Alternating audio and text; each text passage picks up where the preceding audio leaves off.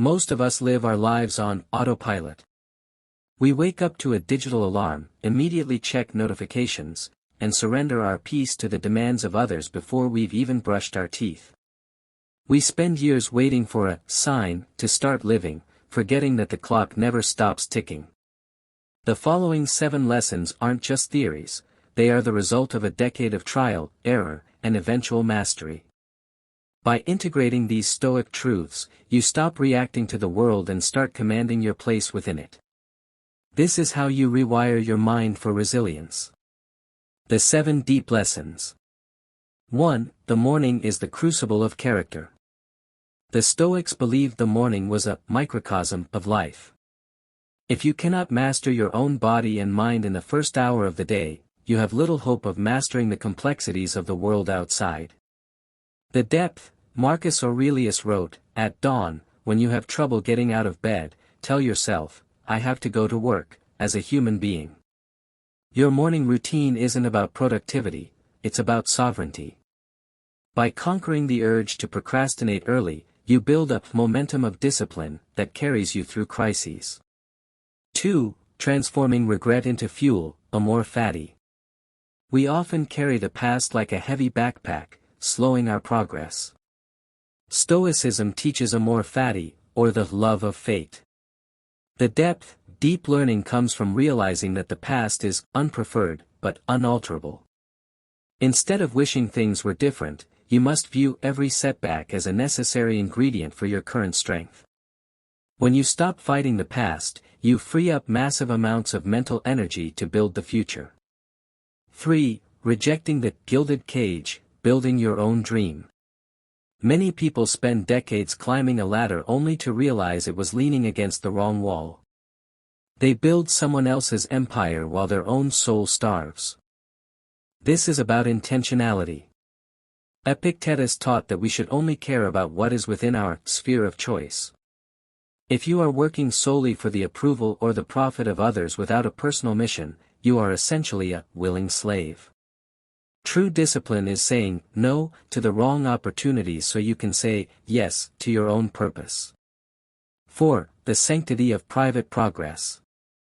We live in an era of performative growth, where people spend more time posting about the gym than actually lifting weights. The depth. There is a psychological phenomenon called social reality, where announcing a goal gives your brain the same dopamine hit as achieving it, actually making you less likely to finish. The Stoic works in silence because their validation comes from the act itself, not the applause. Celebrating in private ensures your ego stays small while your results grow large. 5. Selective input, the filter of focus. Your mind is like a garden. If you don't actively plant seeds of wisdom, weeds of anxiety and gossip will grow automatically. The depth. Seneca noted that we are frugal with our money but lavish with our time. In the modern context, this means being ruthless with your attention budget. If a voice, whether it's a news cycle, a toxic friend, or a social media feed, does not improve your character or your clarity, it must be silenced. 6. The law of incremental excellence. Massive change is an illusion, it is actually the result of microscopic consistency. The depth. Most people quit because they expect a quantum leap. Stoicism focuses on the process over the outcome. By focusing on the small action, 1 page written, 1 mile run, 1 moment of patience, you remove the fear of the mountain. Eventually, the compound effect takes over, and the massive change becomes inevitable.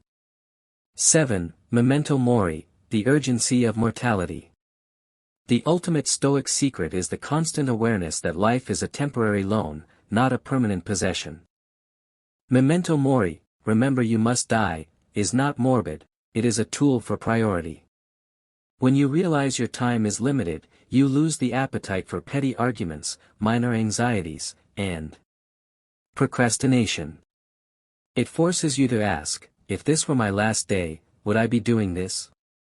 It turns someday into today. Conclusion, the path forward. These 7 lessons took 10 years to learn because they require unlearning the habits the world has forced upon us. Rewiring your mind isn't a one-time event, it is a daily practice. Stoicism isn't about being emotionless, it's about being undisturbable. As you move forward, remember that the perfect moment you've been waiting for is a ghost. It doesn't exist. All you have is this moment, your current breath, and your next choice. Rise, apply these truths, and become the architect of your own character.